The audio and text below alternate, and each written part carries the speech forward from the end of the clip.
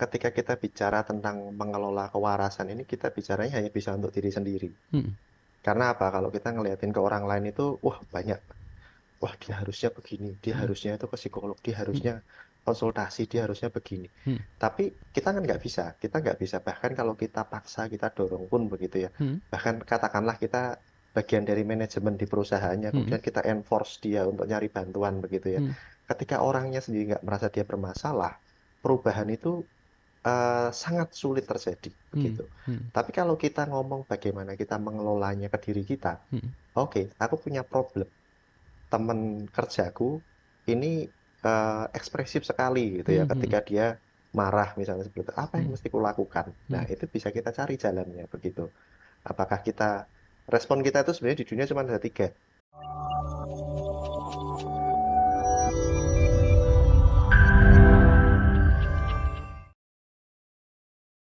Dan banyak orang juga yang masih bingung kalau ditanya, kalau lagi stres, pengennya ngelakuin apa sih? Apa sih yang bisa bikin stresnya ini rilis? Begitu ditanya jawabannya, nggak tahu juga sih, belum pernah coba gitu ya.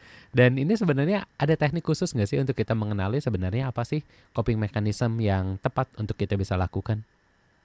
Oke.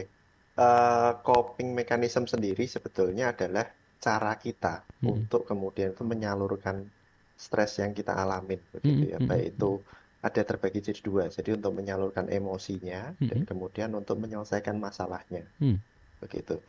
Contohnya kayak menyalurkan emosi itu yang paling umum kita kenali, yang gratis begitu ya, mm-mm. pemberian dari Tuhan. Seperti menangis misalnya begitu. Oke, Nangis itu nggak iya, menyelesaikan masalah, mm-mm, mm-mm. tapi menyelesaikan emosinya. Iya, iya, Nah, gunanya apa sih? Karena ketika kita masih emosional, mm-mm. kita nggak bisa mikirin solusi ini dengan jernih. Betul, Jadi kita betul, perlu selesaiin dulu emosinya, mm-mm, selesai. mm-mm, Kita bisa lihat dengan jernih, objektif begitu ya. mm-mm, Baru kemudian kita bisa cari solusinya apa di sini. mm-mm, Ketemunya di mana caranya kita menemukan coping yang cocok buat kita. Nggak ada cara lainnya selain explore. Karena apa? Setiap orang itu punya cara-cara yang kemudian cocok buat dia, mm-mm. tapi belum tentu cocok buat orang lain. Oke, Bahkan kalau saya dengan klien-klien saya akan bilang, contohnya ya, ada orang yang kalau dia lagi stres banget, mm-mm. menari itu relaxing buat dia. Oke, Itu sebuah coping yang cocok buat dia. iya, iya. Tapi menari buat Mm. saya itu stresor. Belajar koreo baru gitu ya. Betul, begitu Iya, kan? iya, iya, Itu iya. stresor. Jadi saya nggak Mhm, cocok mhm, dengan itu dan mhm. nggak usah dipaksain begitu Iya, kan? iya. Artinya ketika memang nggak cocok, kita bisa coret itu dari listnya kita Mhm, begitu ya untuk saat-saat tertentu begitu kita mhm, butuhin. Dan kita masing-masing itu punya makin banyak coping, makin mhm, baik. Karena mhm, kemudian kita jadi punya banyak pilihan. mhm, Ketika kita cuma punya satu coping gitu ya yang kita andelin begitu, maka kan jadi repot. mhm, Contohnya ketika waktu COVID, sebelumnya banyak orang punya coping itu jalan-jalan. mhm, Wah, sudahlah aku akan bekerja gitu ya, stresku tumpuk, tapi mhm, nanti aku bisa liburan healing gitu mhm, katanya kan. mhm. Datang COVID, PSBB, nggak bisa kemana-mana. Karena Betul, copingnya betul, cuma satu, dia bingung mau ngapain begitu. betul, Tapi betul. ketika kita punya banyak, Mhm, kita bisa punya pilihan nih, dan kita bisa eksplor di situ. Sebetulnya aktivitas-aktivitas apa aja, dan nggak usah yang apa ya, orang kalau membayangkan sophisticated begitu, mhm, coping, mhm, ini mhm, mhm. copingku. Enggak, ada orang yang menemukan itu dengan nyiramin tanaman di kebun, Oh ada iya, yang nyuci piring, iya. ada teman saya yang copingnya tuh nyuci mobil. Jadi Mhm, bayangkan dia kalau lagi eh, dia sebelum sidang skripsi malamnya itu nyuci mobil dan mhm. nawarin teman-teman kosnya mau nggak mobilnya dicuciin begitu. Nah, Oh, oke. itu coping buat dia Iya, gitu ya. iya. Ada juga yang kemudian main kucing, Oke. ada yang dengan hewan peliharaannya Iya. dia, ada yang nonton begitu. Mhm, Ada banyak sekali begitu. Dan kalau kita bagi, sebenarnya kedua itu ada emosi dan kemudian ada yang problem begitu. mhm. Oke, ini tadi ngomongin soal emosi. Ini kelihatannya juga masih menjadi PR bagi beberapa orang. Seperti kita tahu, tidak semua orang punya level pengendalian emosi yang sama seperti itu, Kak Rangga. Di kantor-kantor, di lingkungan kita bekerja, tiap orang punya tingkat emosional yang berbeda-beda. Ada yang dengan nangis selesai, tapi ada yang pengennya tuh marah-marah hingga akhirnya ini seringkali di kantor ini membuat sebuah lingkungan yang tidak nyaman bagi banyak orang gitu ya. Ini coping mekanismenya adalah ketika dia marah-marah gitu ke orang. Oke, saya nggak suka sama orangnya, saya adalah tipe orang yang sukanya negur langsung, saya langsung labrak dia, marah-marah di kantor, dan akhirnya ini mengganggu juga ke teman-teman kerja yang lainnya. Nah, apakah dengan orang-orang seperti ini harus juga belajar tentang bagaimana dia mengendalikan emosi, atau sebenarnya itu ya sudah saja memang coping mechanism dia untuk membuang emosi dia seperti itu? Nah, ketika kita bicara tentang mengelola kewarasan ini, kita bicaranya hanya bisa untuk diri sendiri. Hmm, Karena apa? Kalau kita ngeliatin ke orang lain itu, wah banyak. Wah, dia harusnya begini, dia hmm, harusnya itu ke psikolog, dia hmm, harusnya konsultasi, dia harusnya begini. hmm, Tapi kita kan nggak bisa, kita nggak bisa. Bahkan kalau kita paksa, kita dorong pun begitu ya. hmm, Bahkan katakanlah kita bagian dari manajemen di perusahaannya, hmm, kemudian kita enforce dia untuk nyari bantuan begitu ya. hmm, Ketika orangnya sendiri nggak merasa dia bermasalah, perubahan itu sangat sulit terjadi hmm, begitu. hmm, Tapi kalau kita ngomong bagaimana kita mengelolanya ke diri kita, hmm, oke, aku punya problem.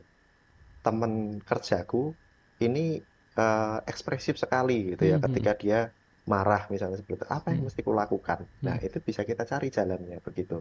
Apakah kita respon kita itu sebenarnya di dunia cuma ada tiga. Mau kita hadapin, fight, hmm. atau kita mau menjauh, Ya, kabur, flight, atau kita mau pura-pura mati kayak oke. beruang gitu ya, pura-pura Ya, mati gitu kan. Nah, itu cuma tiga itu doang sebenarnya. Jadi mau oke. kita hadepin kalau kita merasa power kita itu cukup begitu ya, Hmm, ya kemudian hmm. kita bisa, wes kamu nggak boleh begitu gitu ya. Iya, iya. Atau kemudian kita bisa menjauh kalau begitu kelihatan, wah cuaca badai nih begitu Hmm, kan. hmm, hmm. Mendingan melipir begitu, Iya, atau iya, nggak iya, usah dekat-dekat dia. Atau kita iya. mau dia udah diam aja, Hmm, pura-pura shutdown begitu hmm. ketika dia ngomong, misalnya seperti itu. Itu sebetulnya yang bisa kita lakukan. Oke, karena nggak tadi kita udah banyak ngomongin soal hal-hal yang eksternal, adanya di lingkungan, terjadinya pada manajemen, terjadinya pada orang-orang di sekitar. Tapi bagaimana kalau ternyata ketidakwarasan dalam bekerja ini terjadi akibat diri kita sendiri? Contohnya misalnya orang-orang yang takut mengerjakan tanggung jawab baru, gitu. Dia masuk ke sebuah pekerjaan yang baru, untuk dia merupakan sesuatu yang segala-galanya baru, tanggung jawabnya baru, job desk-nya baru, dan akhirnya membuat dia rasanya kok mengerjakan pekerjaan ini penuh tekanan ya. Takut salah, takut juga mungkin langkah-langkahnya tidak tepat, takut hasilnya tidak memuaskan. Apa yang harus dilakukan bagi orang seperti ini ketika stresornya datang dari diri sendiri? Oke.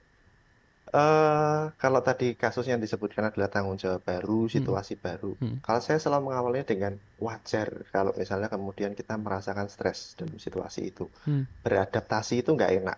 Itu hmm, yang patut kita pahami. hmm. Insting kita itu kan pengennya menetap. Ya.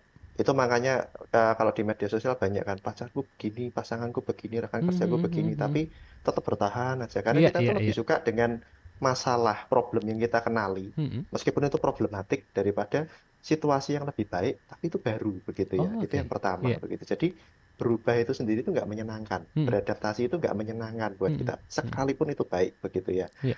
Lalu kemudian ketika itu semua sudah dilakukan, tapi Hmm, kemudian kita eh, dari internalnya sendiri itu masih muncul stresor-stresor, hmm, itu sebetulnya bisa kita bedah begitu ya. hmm, Kalau kita ngomong, ada banyak hal-hal yang kita pikirin di dalam pikiran kita itu, hmm. sebetulnya hal-hal yang kita nggak punya kendali sama sekali. Oh, Ketika kita ngomong di pekerjaan begitu ya, wah hmm, kenapa ya kok eh, kebijakan perusahaanku seperti ini? Wah hmm, kenapa kok teman-temanku begini? hmm, Wah kenapa kok gaji saya nggak naik-naik? hmm, Kenapa kok karirnya saya kok kalah sama dia begitu hmm, misalnya hmm, seperti itu. hmm, Semua yang kita pikirin begitu ya, kan cuma terbagi dua. Kita hmm, bisa ngelakuin sesuatu di situ, hmm, atau kemudian kita nggak bisa lakuin apa-apa karena itu di luar kendalinya kita begitu. hmm, hmm.